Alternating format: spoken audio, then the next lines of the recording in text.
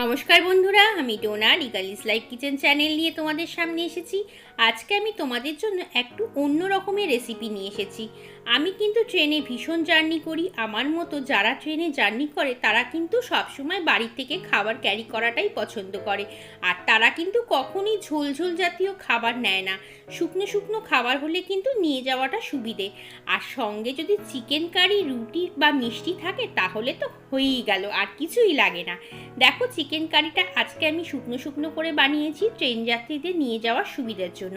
চলো তাহলে দেখে নাও রান্নাঘরে গিয়ে কি করে রেসিপিটা আমি তৈরি করছি।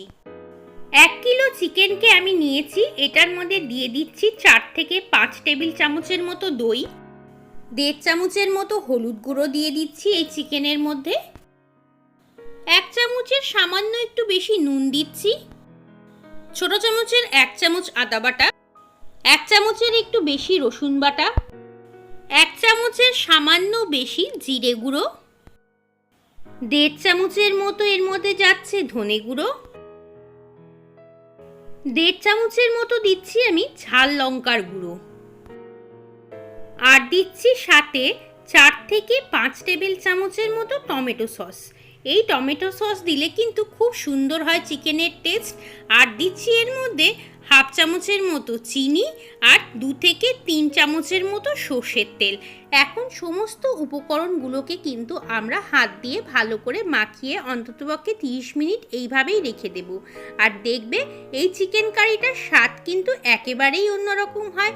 আর বানানোর পরে এই চিকেনটার কালার যা সুন্দর আসবে না, সেটা কিন্তু রুটি, পরোটা, লুচি সমস্ত কিছুর সাথে ভালো লাগে। আর কেউ যদি এই চিকেন কারিটাকে ভাত দিয়ে খেতে চাও, সেটাও কিন্তু ভীষণ অপূর্ব লাগে। আর ট্রেনের মধ্যে তো যাই খাই আমরা তাই কিন্তু আমাদের অপূর্ব লাগে।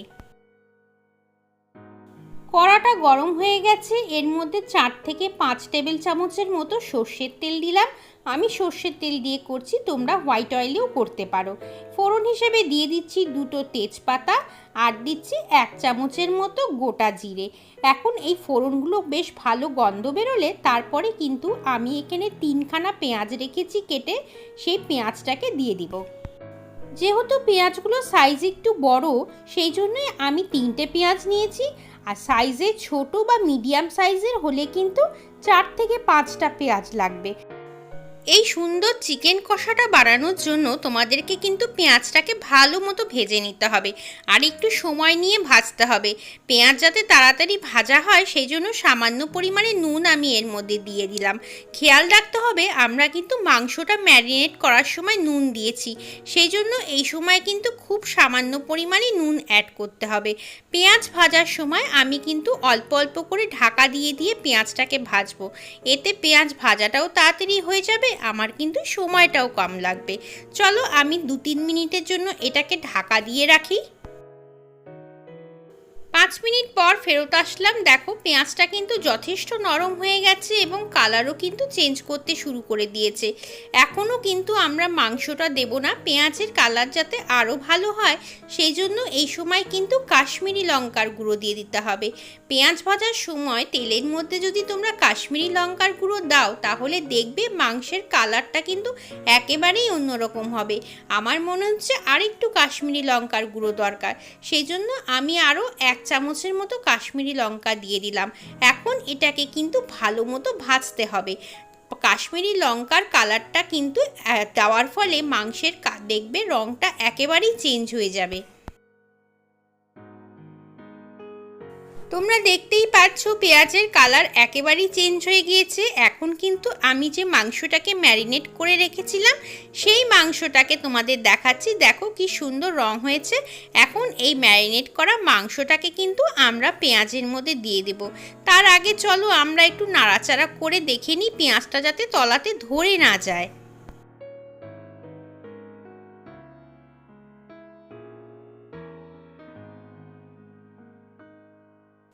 আস্তে আস্তে করে দেখো পেঁয়াজ ভাজাটা কিন্তু হয়ে গিয়েছে, এর থেকে আর বেশি আমি ভাজবো না।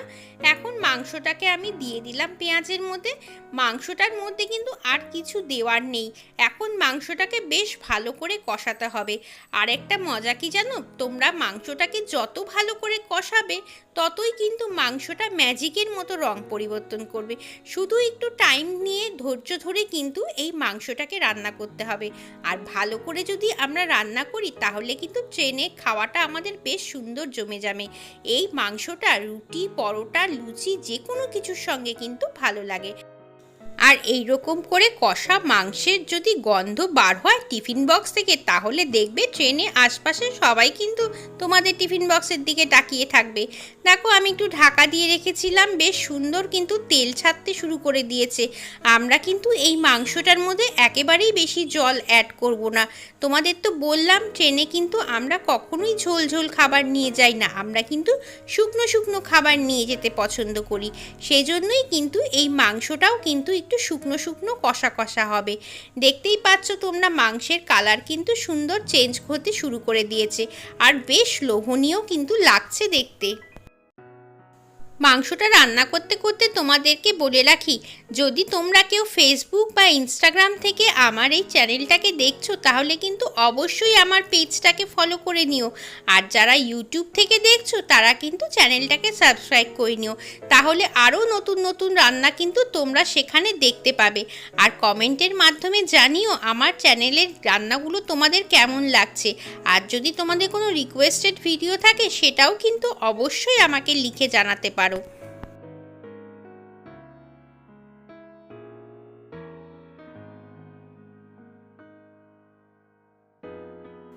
দেখো আমি কিন্তু মিডিয়ামে করে গ্যাসটাকে রেখেছি, আর মাঝে মাঝে কিন্তু নেড়ে দিচ্ছি। কষা মাংস তো, না হলে কিন্তু তলা থেকে ধরে যাবে।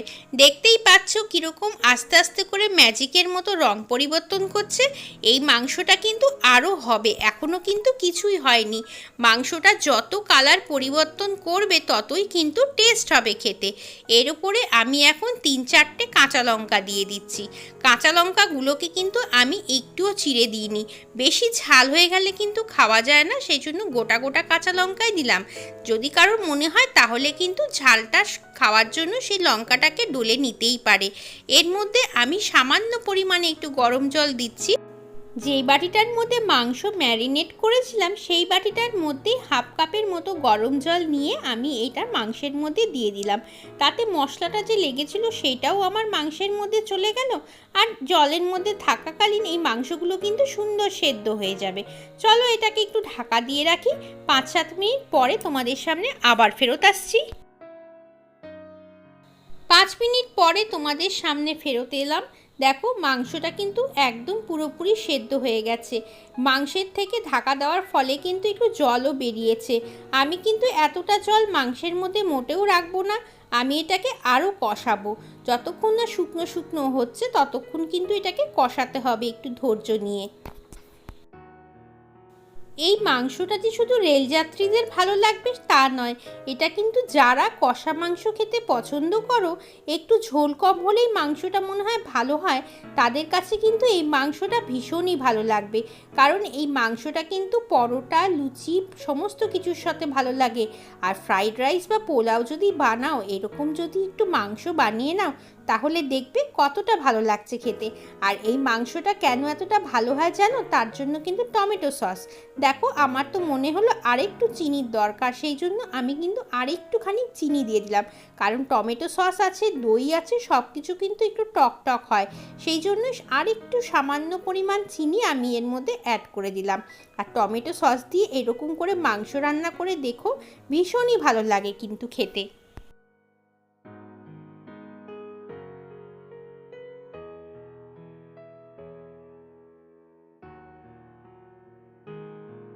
দেখো যত কষাচ্ছি ততই কিন্তু মাংসের কালারটা একেবারেই চেঞ্জ হয়ে যাচ্ছে, আর ভীষণ লোভনীয় একটা গন্ধ বেরিয়েছে, সেটা কিন্তু আমি পাচ্ছি। আর এই গন্ধটা পেতে হলে তোমাদেরকেও কিন্তু এই রেসিপিটা ফলো করে বানিয়ে ফেলতে হবে।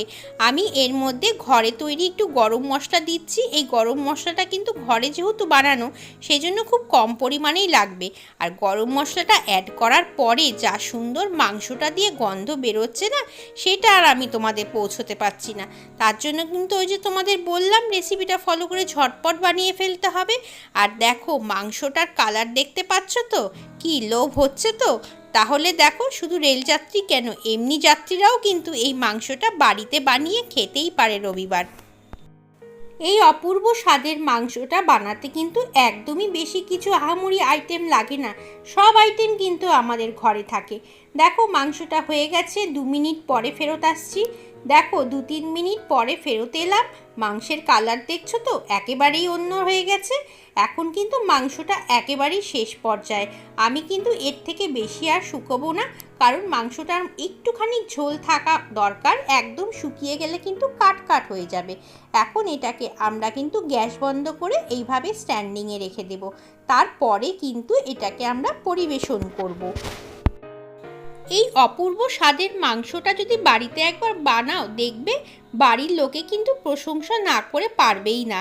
আর ট্রেনে যদি তোমরা এরকম যাওয়ার সময় মাংস রান্না করে নিয়ে যাও, তাহলে দেখবে ট্রেনের যারা যারা তোমার সঙ্গে সফরসঙ্গী তারা সবাই কিন্তু তোমার প্রশংসা করতে করতেই যাবে, আর কখন যে রাস্তা কেটে যাবে সেটা কিন্তু বুঝতেও পারবে না। চলো তাহলে এবার আমরা এটাকে ঝটপট পরিবেশন করে দিই। এই দেখো তৈরি হয়ে গেছে ট্রেনে নিয়ে যাওয়ার জন্য চিকেন কষা, আর সঙ্গে রয়েছে রুটি, আর রয়েছে মিষ্টি হিসেবে ছানা পোড়া। কি টিফিনটা জমে যাবে তো? তাহলে এবার ঝটপট ব্যাগ গোছিয়ে বেরিয়ে পড়ো। আর চিকেনের কালারটা একটু দেখো, এইরকম চিকেন কষা যদি বাড়িতে বানাও তাহলে কিন্তু সবাই তোমার প্রশংসায় পঞ্চমুখ হবে। আর আমার রেসিপি যদি ভালো লাগে অবশ্যই কিন্তু লাইক কমেন্ট শেয়ার করো, আর নতুন বন্ধু হয়ে থাকলে কিন্তু চ্যানেলটাকে সাবস্ক্রাইব করো, আর পাশে থাকা বেল আইকনটা টিপে রেখো, তাহলে আমি যখনই কোনো সুন্দর ভিডিও আপলোড করব তার রেসিপি কিন্তু তোমাদের কাছে পৌঁছে যাবে। চলো আজকের মতো আসি, ভালো থেকো, টাটা।